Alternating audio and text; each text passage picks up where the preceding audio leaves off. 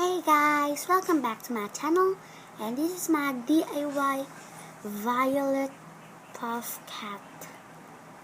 Oh, it's so very cute. It's a toy. It can fly away.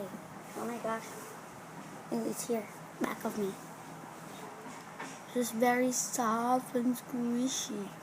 Squishy like this. It's a stress purple or violet puff cat. It's very funny.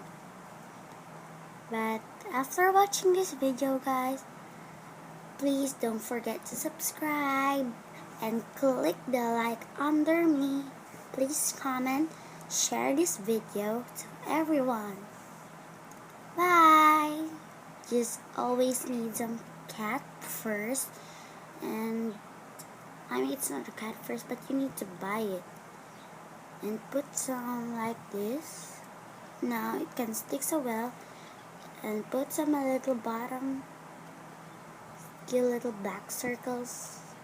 Bye guys, it was very so cute.